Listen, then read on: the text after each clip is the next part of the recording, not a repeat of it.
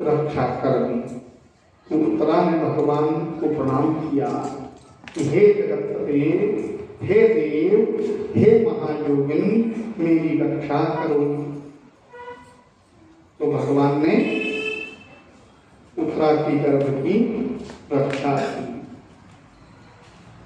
क्योंकि भगवान ने उत्तरा के गर्भ की रक्षा क्यों की? क्योंकि उत्तरा ने भगवान की प्रार्थना की। भगवान से क्या मांगी? मदद मांगी। उससे पहले की मदद किसी और ने भी मांगी थी, किसी वंश में, द्रौपदी ने। अब वो बहुत जब थक हार गए तब मांगी, विश्वास तो नहीं था कि आएंगे। द्रौपदी ने भी मदद मांगी थी और भगवान आए थे और उन द्रौपदी की रक्षा की थी। और आज उत्तरा ने भी भगवान का स्मरण किया, चिंतन किया, कहा पाहि पाहि महायोगिन देव देव जगतपति। हे प्रभु बचाओ, यह तेज मेरे गर्भ को नष्ट कर डालेगा। आप आकर के मेरी प्राणों की रक्षा करें और मेरे गर्भस्थ शिशु की रक्षा करें। और भगवान आए और गर्भस्थ शिशु को भी बचाया। कुंती मैया सब देख रही है। अब कुंती को विश्वास हो गया परमेश्वर है। कुंती तो पहले से ही जानती थी, मगर कुंती के भगवान भतीजे होते हैं। क्या होते हैं? भतीजे।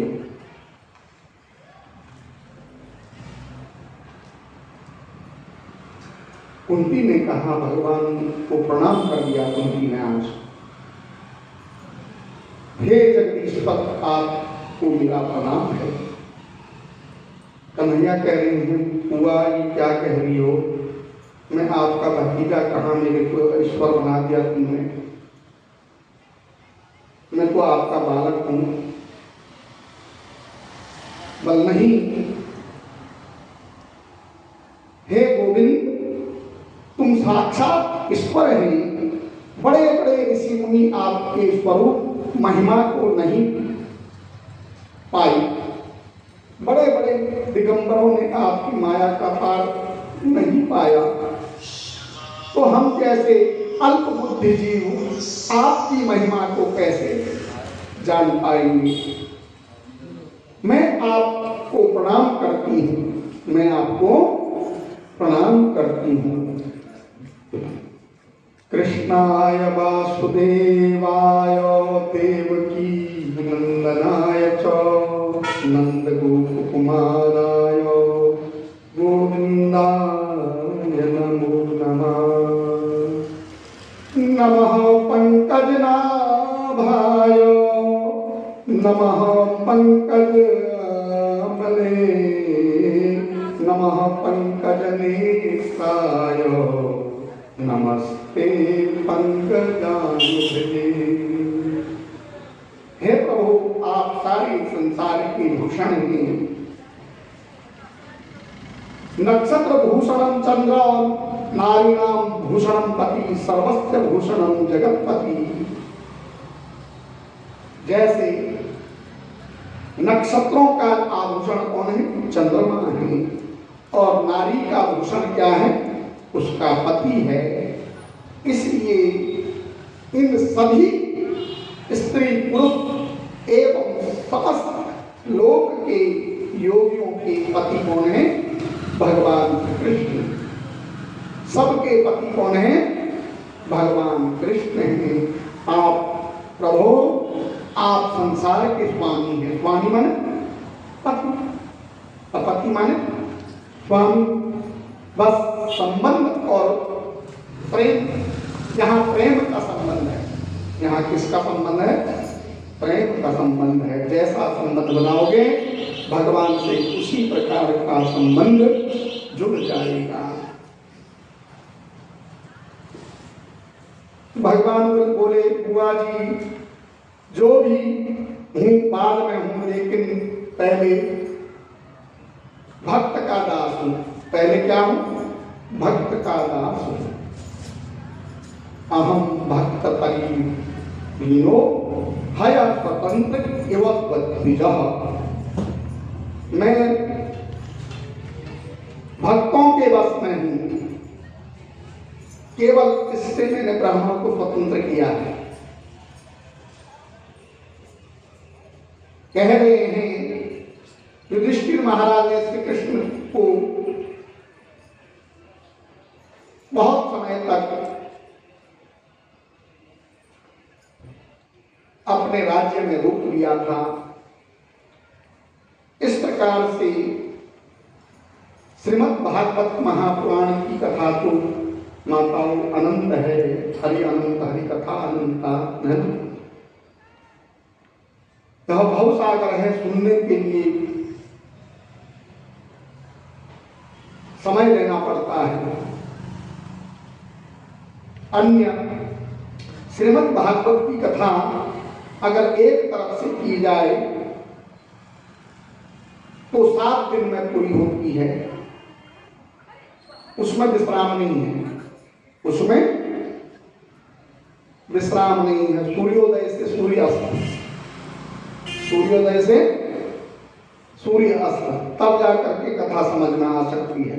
और इतनी शक्ति आजकल के लोगों में नहीं है कि वो 7 दिन भगवान की कथा इस संकल्प से सुन पाए। इसीलिए तो कल्याण भी नहीं है,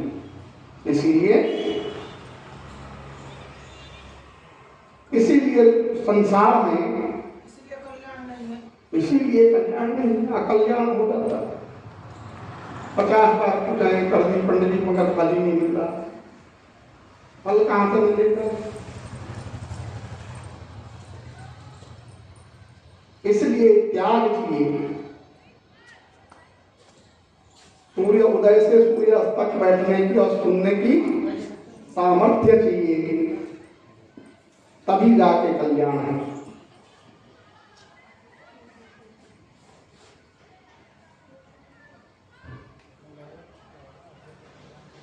भगवान ने कह दिया मैं तो भक्तों के फल क्या हूं? आधीन हूं। भक्त जैसे कहेंगे वैसा मैं करूंगा, मगर भक्तों के अंदर क्या होनी चाहिए? श्रद्धा और भक्ति। और श्रद्धा भक्ति जिसके अंदर है उसका मैं सर्वस्व ग्रहण कर लेता हूं। सर्वस्व मतलब उसके पाप भी ग्रहण कर लेता हूँ, उसके पुण्य भी ग्रहण कर लेता हूँ और उसको निष्पाप कर देता हूँ। इसलिए सामर्थ्य चाहिए, और सामर्थ्य के लिए कलयुग में समय निकालना आवश्यक है। कि समय का विशेष ध्यान होना चाहिए।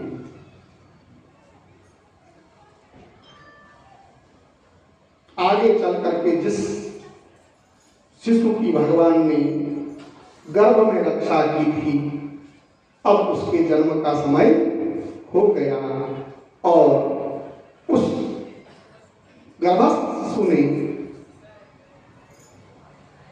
आज जन्म ले लिया।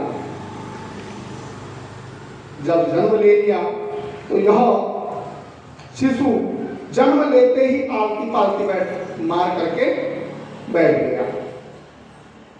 जन्म लेते ही जो बालक सुखासन में बैठ जाए, आलती पालती माने जैसे हम बैठे हैं, और चारों ओर चारों दिशाओं में देखने लगा,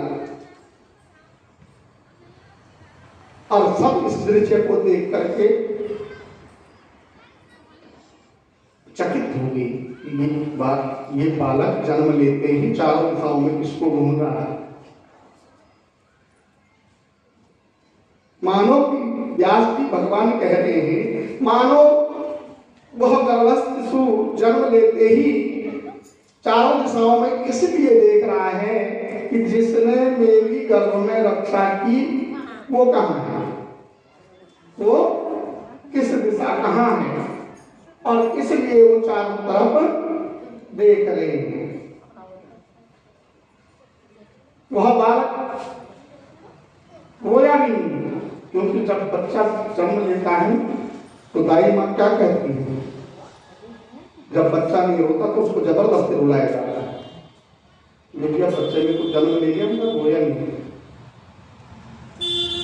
तो उसको जबरदस्ती रुलाया जाता है।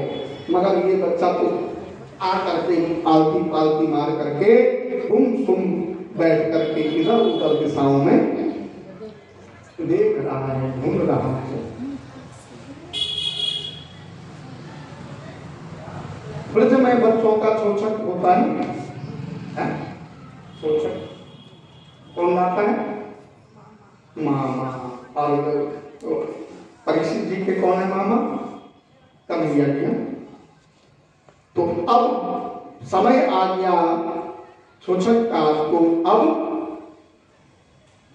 द्वारिका निमंत्रण पहुंच गया कि कन्हैया आपको यहाँ आना है।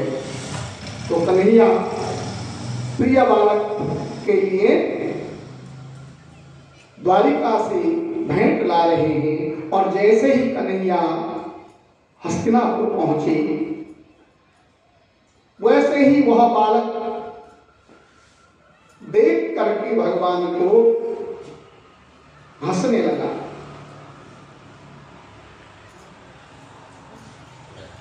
और उत्तरा ने उस शिशु को भगवान की गोदी में दे दिया। भगवान की गोदी में जाते ही जोर से हंसने लगा शिशु। बोली परीक्षित महाराज की। और यह परीक्षित नाम भी भगवान ने ही इस शिशु को दिया। भगवान की गोद में जाते ही भगवान ने उस नन्हे से बालक के सर पे हाथ फेरा और नाम दे दिया परीक्षित।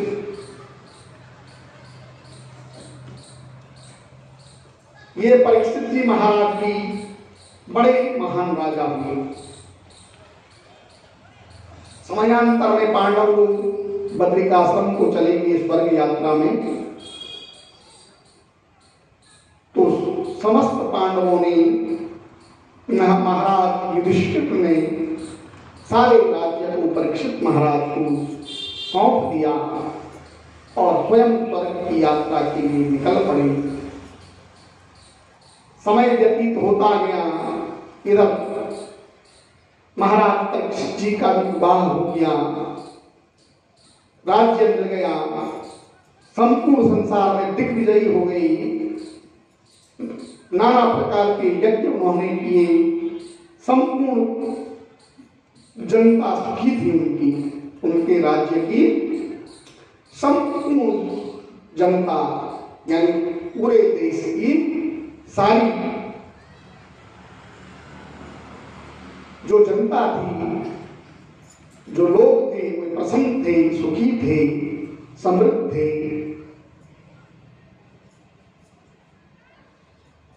मगर एक दिन परीक्षित जी महाराज जी को पर भी संकट आ पड़ा।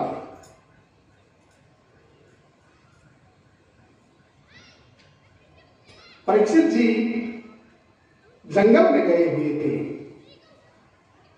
शिकार करने के लिए, और शिकार करते करते एक वृक्ष का पीछा करते करते वो थक गए और भूख प्यास से पीड़ित होने लगे।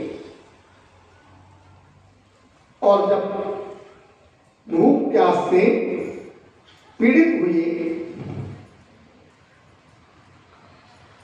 तो बड़े बेचैन हुए। बेचैनी कैसी? क्योंकि इससे पहले परीक्षित जी का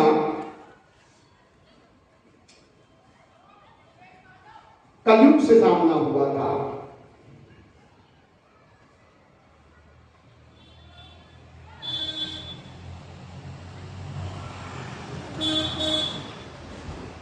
कलयुग से सामना हुआ था और कलयुग को वे परीक्षित जी महाराज अपने राज्य में शरण दे चुके थे।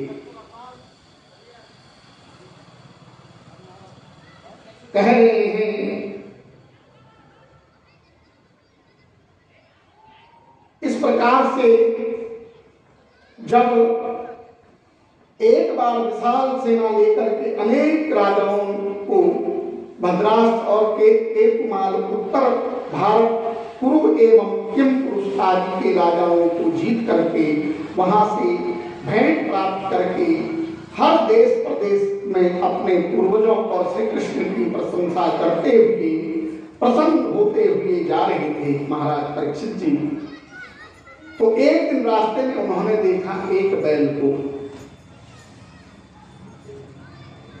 धर्म पदे तेन चरण विच्छाया मुकुलभ्यगामी प्रयच्छति समाश्रुवंदना मातरम। कह रहे हैं कि बैल के वेश में धर्म को केवल एक पैर में खड़ा, बैल के वेश में धर्म एक पैर में खड़ा था और पृथ्वी को गौ के वेश में बाल विहीन माता की तरह व्याकुल देखा और पृथ्वी रो रो करके कह रही है भगवान श्री कृष्ण चले गए और उनके चले जाने पर कलयुग के आने पर अधर्मियों के अत्याचार बढ़ने से अधर्म बढ़ रहा है। उन दोनों को एक राजा जैसा वेश वाला, उन दोनों को राजा की वेश वाला पुरुष हाथ में डंडा लेकर के पीट रहा है। महाराज परीक्षित ने देखा कि बैल सफेद कमल रज्जू की तरह सफेद रंग का है और भय से भयभीत होकर के कांप रहा है और बैल के आंखों से अश्रुधारा झर रही है और गाय जिसका बछड़ा भी उसके पास नहीं था, बड़ी दुर्बल लाचार होकर के रो रही थी।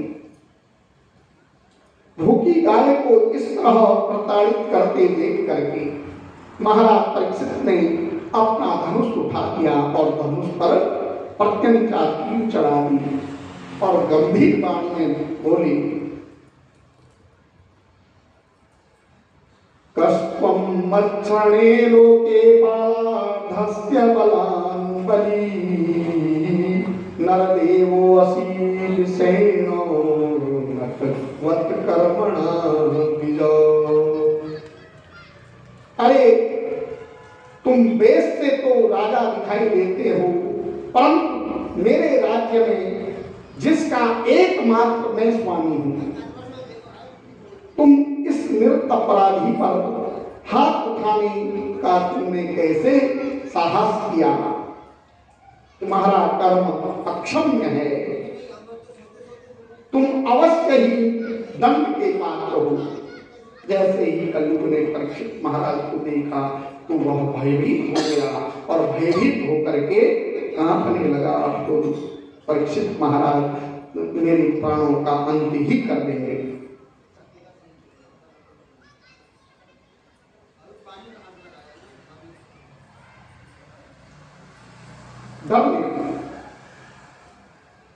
तदंतर महाराज ने बैल रूपी धर्म से पूछा, आपके 3 पैर किसने काटे? आप केवल एक ही पैर में खड़े हो, शायद आप बैल के रूप में कोई देवता हो। हे गौ माता, आप दुखी न हो, अब आप इस शूद्र जैसे दुष्ट से कोई भी भय तुम्हें नहीं है, तुम भय मत मानो इससे। बैल और गाय द्वारा कुछ न बताए जाने पर महाराज बोले, हे बैल के रूप में दिखाई देने वाले, आप साक्षात धर्म ही हैं। आपके तपः शौचम दया सत्यम नीतिपाला कृते कृता अधर्मा शास्त्रयो भग्ना समसयमीर मदेस्तव। कहते हैं कि तुम शौच दया जो तुम्हारे ये पांव है ना, वो किस प्रकार से है? तप शौच दया और सत्य आपके लिए क्या है? 4 पांव हैं। धर्म के 4 पांव हैं, तप, शौच, दया, सत्य, ये 4 पैर हैं। उनमें से आपके 3 चरण अधर्म के आवेश, अहंकार से तप और आसक्ति से शौच और मद से दया नष्ट हो चुके हैं। 3 पांव क्या हो चुके हैं? नष्ट हो चुके हैं। और इस समय आपका केवल एक चरण ही सत्य बचा है, केवल एक ही चरण सत्य है जो वो बचा है। उसे भी यह पापी असत्य से नष्ट करना चाहता है। सत्य माने सत्य क्या है? सत्य धर्म है ना? कहते हैं धर्म की जय हो। जय किसकी होती है? सत्य की। जय किसकी होती है? सत्य को ही धर्म कहा गया है, धर्म को ही सत्य कहा गया है। इसलिए ये दुष्ट अब इस सत्य को भी, इस धर्म को भी नष्ट करना चाहता है। और यह पृथ्वी जो कृष्ण भगवान के स्वागत और पधारने के बाद अधर्म की खानी कली के आगमन के कारण अधर्मियों, शास्त्रों और शास्त्र विरोधियों और ब्राह्मणों के निंदकों आदि के अनेक उत्पातों से दुखी होकर के संत, गौ, ब्राह्मण इत्यादि भगवान के भक्त सब कष्ट में है। ऐसा कहकर के महाराज ने मयान से तलवार निकाल दी और निकाल करके क्रोध से कलयुग पर प्रहार करने को चाहा। वैसे ही कलयुग महाराज श्री के चरणों में शरणागत हो गया। महाराज परीक्षित, मैं आपकी शरण में हूं और मेरी रक्षा करो। हे महाराज परीक्षित, मैं आपकी शरण में हूं, मेरी रक्षा करो। और भगवान ने क्या कहा है? शरणागत कहूं जे तजहि निज अनहित अनुमान, ते नर पावर पापमय तिनहि दियो कत भानि। क्षमा धर्मं समा सत्यं समादानं समा यशो समा स्वर्गस्य सपानीति वेदविदो विदुः। इसलिए जो शरणागत में शरण में आ जाता है तो उसे क्षमा कर देनी चाहिए। भगवान श्री राम ने कहा, विभीषण जी आए थे ना लंका से, जब रावण ने अपने भाई का तिरस्कार कर दिया, धक्का मार करके लंका से निकाल दिया, तो आहूत होकर के विभीषण जी भगवान श्री राम जी के शरण में आए और भगवान ने शरण में आए हुए को अपने गले लगा दिया।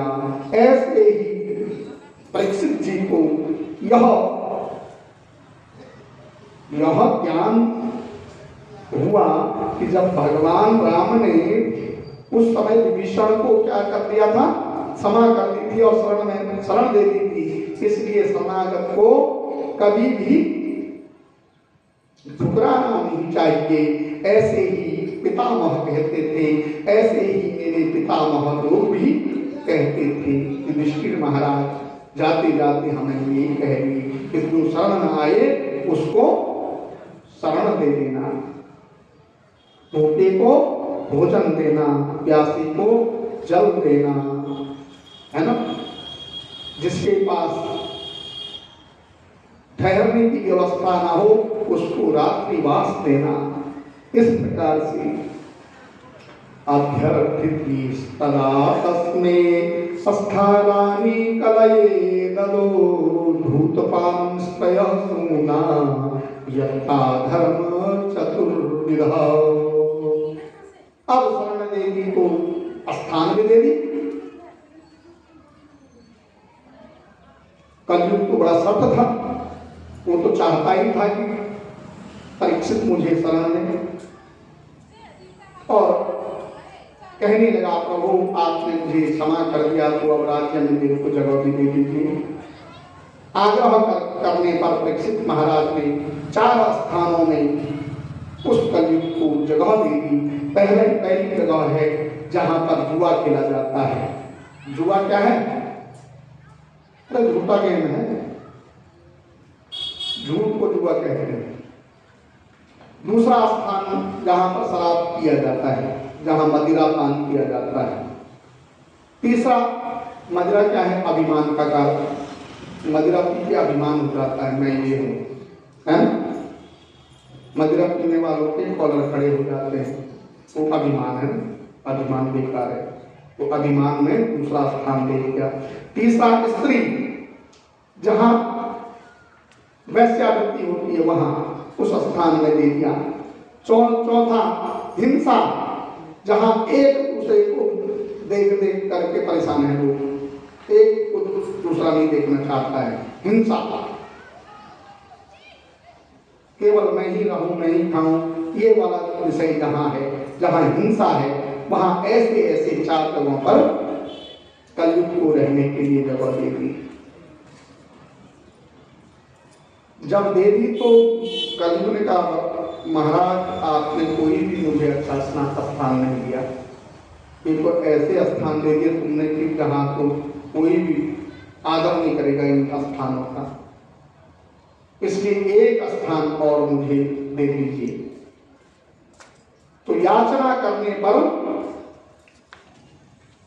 महाराज की मति में क्या आई, उन्होंने कहा जा एक स्थान और दे देता हूं, स्वर्ण में भी तेरा वास हो।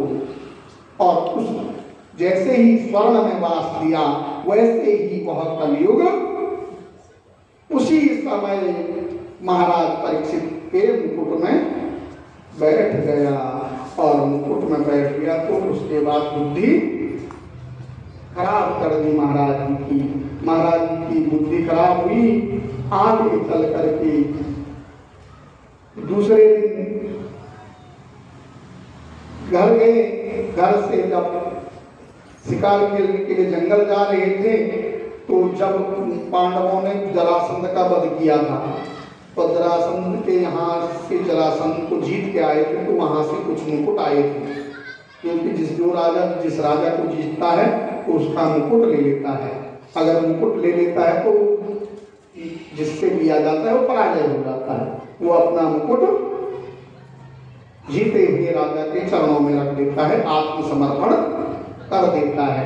आज परीक्षित महाराज ने उसी मुकुट को धारण करके शिकार खेलने के लिए जंगल में गई और जंगल में चलते चलते भूख प्यास से पीड़ित हो गई और भूख प्यास से पीड़ित होकर के एक संत की कुटिया में चली गई। संत की कुटिया में जाकर के उन्हें भूख प्यास सताने लगी।